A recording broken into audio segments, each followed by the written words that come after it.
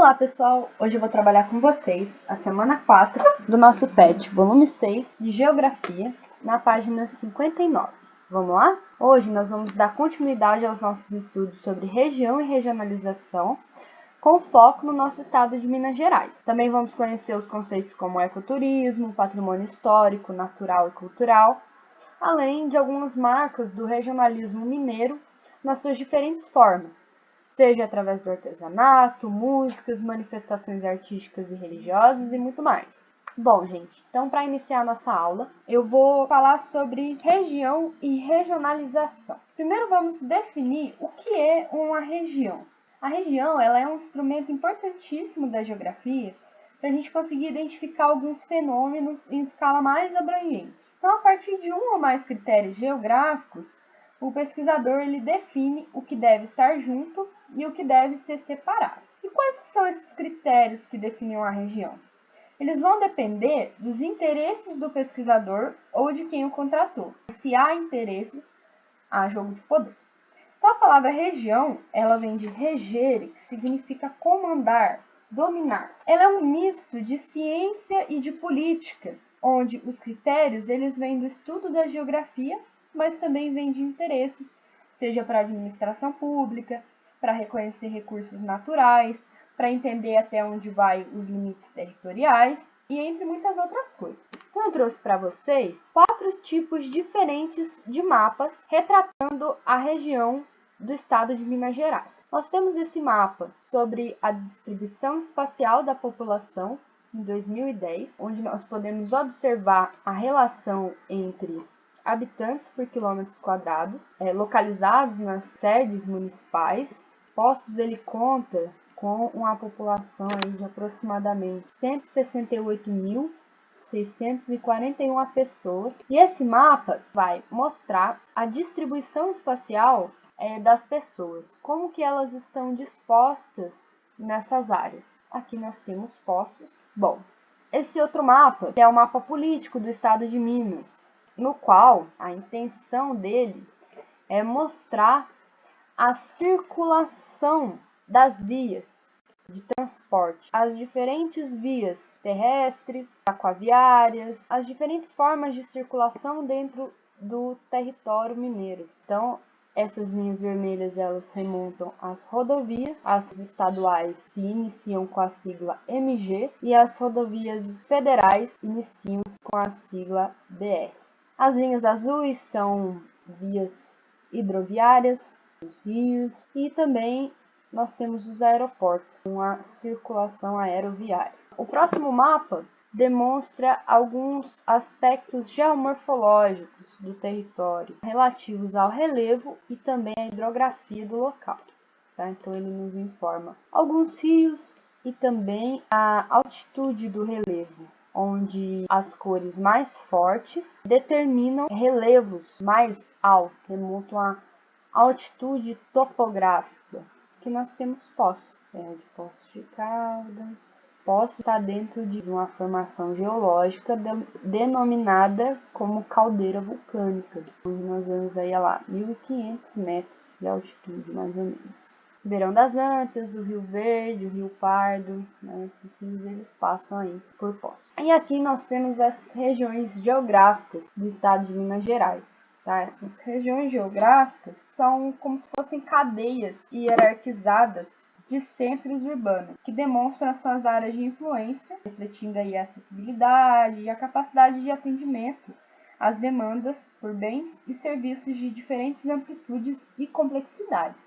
Então, pessoal, vocês se lembram da nossa aula sobre hierarquia urbana? Esse mapa de regiões geográficas, ele mostra essa hierarquia urbana, onde nós temos aí cidades maiores influenciando cidades menores, divididas em regiões. Nos remete às regiões de influência, esse contato entre as cidades. Então, eu mostrei para vocês esse mapa para nós podermos entender que, seja lá qual for o interesse de produzir o mapa, não existe uma regionalização perfeita. Sempre vai ter algum grau de generalização, alguma crítica com relação àquele mapa. Por isso que nós devemos sempre analisar muito bem os critérios que foram usados por quem elaborou o mapa tomando muito cuidado na hora de interpretar uma região. Então, esses mapas que eu mostrei para vocês, todos eles mostram uma região sob diferentes critérios geográficos. Enquanto que esse outro mapa aqui da regionalização do Brasil, nós temos uma divisão que vai se modificando com o tempo. E isso acontece com todo esse processo de regionalização. Como ele vai depender dos interesses que se baseiam esses estudos, eles vão se modificar com o tempo. Nós tínhamos uma divisão completamente diferente do Brasil entre capitanias. Em 1913, eram regiões completamente diferentes, onde os estados eles não pertenciam à região hoje demarcada. Eram demarcações diferentes que foram se modificando aí com o tempo. E essa divisão aí regional do Brasil, que seria a atual, e regiões geoeconômicas, que são outros critérios utilizados para fazer essa distribuição. Agora, pessoal, nós vamos falar então de ecoturismo no Brasil. Esse termo ele foi introduzido aí no final dos anos 80, seguindo uma tendência mundial de valorização do meio ambiente. Foi conceituado como um segmento da atividade turística que utiliza de forma sustentável o patrimônio natural e cultural. Ele incentiva a sua conservação e busca a formação de uma consciência ambientalista por meio da interpretação do ambiente, promovendo o bem-estar das populações. De uma forma mais ampla, ele visa promover a harmonia dos seres humanos entre si com a natureza e também utilizar o patrimônio natural e cultural de uma forma sustentável, que representa aí a promoção de um turismo ecologicamente suportável em longo prazo, economicamente viável e socialmente equitativo para as comunidades locais. Ele exige integração ao meio ambiente, respeitando a fragilidade que caracteriza muitas destinações turísticas. Esse tipo de turismo, ele pressupõe uma inter-relação vivencial com o ecossistema, com os costumes e a história local. Ele deve ser planejado e orientado visando o envolvimento do turista nas questões relacionadas à conservação dos recursos que se constituem patrimônio. Bom, é maravilhoso, né, a teoria, porém nós sabemos, pessoal, que essa relação ela não é tão consciente assim. Adiante, conforme a explicação das atividades, eu vou mostrar para vocês alguns efeitos dessa prática do ecoturismo, onde nós poderemos observar que a forma como ela é feita acaba gerando efeitos nem sempre positivos para o ambiente, né? Na sua maior parte são efeitos negativos. O que é interessante nós refletirmos sobre esse texto, observando nossas próprias ações com relação ao nosso meio e buscando essa consciência, esse cuidado e essa preservação com tudo aquilo que nós nos relacionamos. E agora nós vamos ver um pouquinho sobre esse conceito de patrimônio, que é um patrimônio. Ele é um conjunto de bens materiais e imateriais que conferem uma certa identidade em um universo social. Ele é todo bem que possui um valor inestimável para um povo ou para uma comunidade e por isso deve ser preservado. Ele também nos auxilia a entender como que se deu o processo de transformação sobre os valores e os pensamentos atribuídos no decorrer da história. Mas antes de um determinado bem ser considerado um patrimônio ou não, ele deve passar por um processo de tombamento, que é um conjunto de ações, né, realizadas pelo poder público que visam preservar os bens de valor, garantir a preservação dos bens culturais, da memória coletiva e da identidade cultural, impedindo assim a sua destruição ou descaracterização. Então nós temos alguns tipos de patrimônio, são os patrimônios naturais, são todos os elementos e recursos criados pela própria natureza, englobando aí as diversidades da fauna e da flora. Entre os patrimônios naturais do Brasil, esse conjunto paisagístico das Cachoeiras do Tombo da Fumaça, ele está inserido. E aqui ele vai trazer um texto dizendo sobre como que foi feito esse processo de reconhecimento desse local como um patrimônio natural histórico. Bom, então aqui o nosso PET ele vai trazer esse processo de tombamento e reconhecimento desse local. Então, devido à importância dessa formação geológica, que permitiu o aparecimento das cachoeiras do Tombo da Fumaça no rio Jequitinhonha, demorou milhares de anos para se constituir como um marco natural, situadas numa região ocupada até o início do século XX por uma série de etnias indígenas, do tronco linguístico Macro-G, denominado genericamente de Botocu. Era um lugar simbólico de referência para a ocupação da região do Jequitinhonha, devido ao entrave que significou a navegação e o transporte de mercadoria. Bom, então, devido a essa importância da formação geológica e também os acontecimentos históricos que se manifestaram nessa região, é que foi reconhecido como um patrimônio histórico natural. Aqui são algumas outras fotos desse conjunto paisagístico. Aqui é onde ele se localiza, no rio Jequitinhonha, na Bahia, muito próximo aí dos limites entre Bahia e Minas Gerais. Bom, então, além desse patrimônio natural que o nosso PET traz, nós temos também os patrimônios naturais de Minas, a Serra do Cipó, em Belo Horizonte, o Parque Nacional Grande Sertão Veredas, em Formoso. Nós temos também recantos naturais, como a Cachoeira dos Garcias, em Aiuroca, o Bico do Papagaio, também em Aiuroca, a Cachoeira da Eubiose, em São Tomé das Letras, a Prainha, em Catas Altas, a Gruta do Rei do Mato, em Sete Lagoas, Cachoeira Félix, em Bueno Brandão, Serra do Gandarela, em Caeté, a Cachoeira Grande, em Santana do Riacho, Paraíso Perdido, em Capitólio, Serra de Santa Helena, em Sete Lagoas, Carrancas, em Lavras, muito bonito também, muitas cachoeiras, Cachoeira do Tabuleiro, Conceição do Mato Dentro, Lago de Furnas, em Capitólio, Lima Duarte, Parque Nacional do Ibitipoca, também em Lima Duarte, o Pico da Bandeira, em Alto Caparaó, e a trilha Pedra Redonda e Pedra Partida. Então essas são algumas das maravilhosidades que nós temos aí em Minas Gerais. Além disso, nós também temos os patrimônios culturais, que são divididos em materiais, que são os bens móveis, né? Todos aqueles que nós podemos mover de um lugar para outro, como por exemplo as pinturas. E nós temos também os bens culturais e materiais, que são aqueles que não podem ser mobilizados ou transportados, como as praças, por exemplo. Os bens culturais materiais são aqueles que nós podemos sentir através do tato, como as igrejas, as construções históricas. Hoje, nós vamos focar nos conjuntos arquitetônicos mineiros, cidades históricas de Minas Gerais, como Sabará, Santa Bárbara, Mariana. Bom, não sei como está Mariana depois do crime ambiental dessa marca, que além de ter destruído a vida de muitas pessoas, de muitos animais, de muitas plantas, também destruíram patrimônios históricos de Minas Gerais. Coisa mais linda. Essa mina da passagem entre Ouro Preto e Mariana, maiores minas de ouro do mundo, com a lagoa formada aí pelo lençol freático. Ouro Preto, olha só que maravilhoso.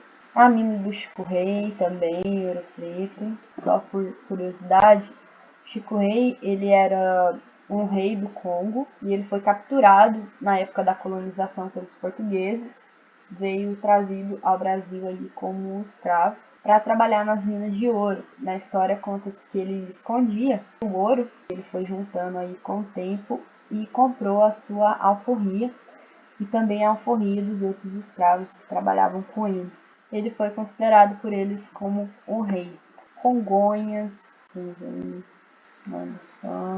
Tiradentes, São João del Rei. Qual que é a importância desses conjuntos arquitetônicos, dessas cidades históricas? Elas remetem ao resgate da memória individual e coletiva, forma de escrever a história. Lembrando que nós temos que tomar um pouco de cuidado, porque esse trabalho de interpretação dos fatos ou dos eventos históricos, ele é um campo muito delicado, né? Porque a história, ela é uma coleção de momentos, de vivências, de pontos de vista diferentes, né? De verdades, de omissões, de ideologias, de dominações e também de interesses que são colocados aí a partir do que se deseja construir. Elas trazem na própria arquitetura a reprodução das experiências construídas por uma sociedade, incluindo a visão de mundo, as influências, a cultura, a economia, gestão de trabalho, desenvolvimento e outros fatores.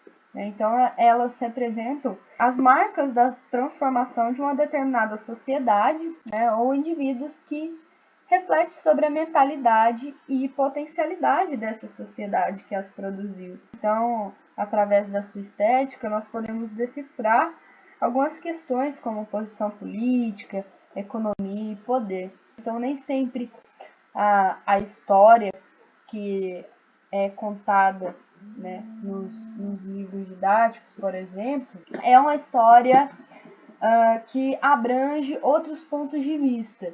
Uma curiosidade aqui também é a respeito das igrejas. Vocês puderam observar que essas cidades históricas elas são muito marcadas pelas construções das igrejas. Então, a religiosidade ela colabora com a elevação de uma ideia de pertencimento, né, entre a população, o culto religioso. Ele trouxe às pessoas comuns um sentimento de participação desse patrimônio. E como resposta a isso, as elites elas se encarregam de demarcar as diferenças, dominando as paisagens físicas e espirituais, com a criação de igrejas monumentais e também de catedrais. É elitizado, né? Um poder restrito à maioria da população, tá certo? Como, por exemplo, essa igreja de ouro em São João del Rei. Então, além dos patrimônios culturais materiais, nós temos os patrimônios culturais imateriais.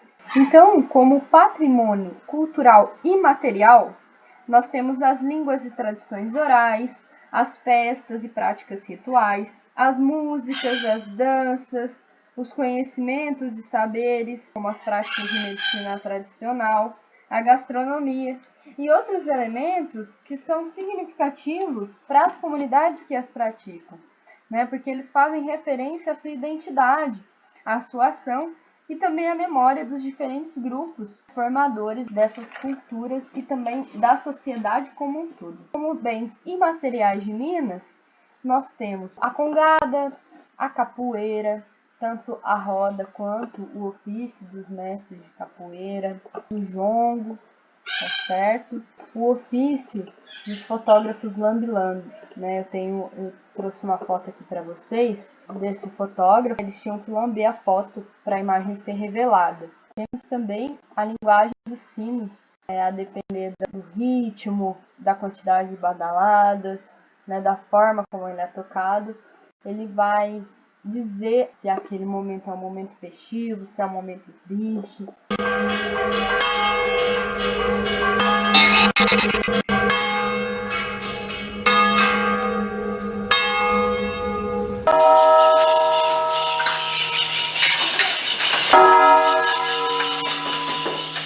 Além disso, nós temos a cerâmica do Candeal, que é um artesanato maravilhoso, muito conhecido no norte de Minas, as violas caipiras. O modo de se fazer a viola de 10 cordas é também uma herança aí, cultural, né, mineira.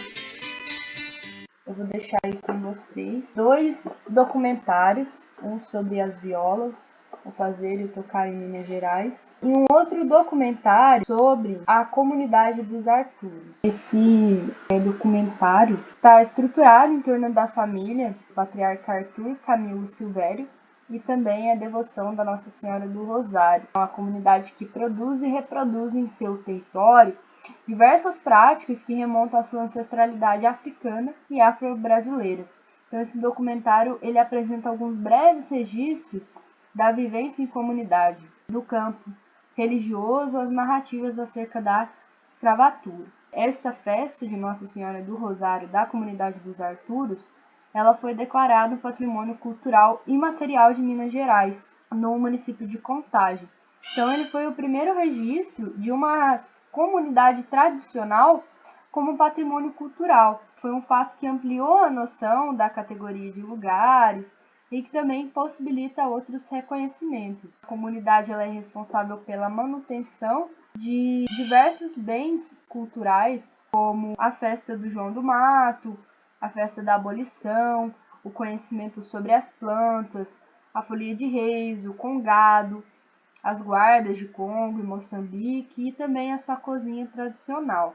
Então, para finalizar, pessoal, o nosso patrimônio é uma poderosa razão aí para a gente compreender e sentirmos orgulhosos, né, acerca de quem nós somos, do que fazemos, de onde nós viemos e também como nós seremos como a sociedade. Ele nos ajuda aí a fortalecer a nossa identidade e também a reconhecer a diversidade das nossas culturas. Então, essa foi a nossa aula de hoje.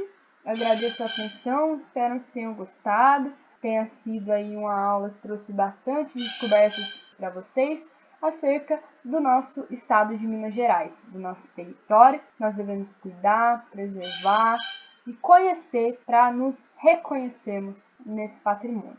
Um abraço e até a próxima!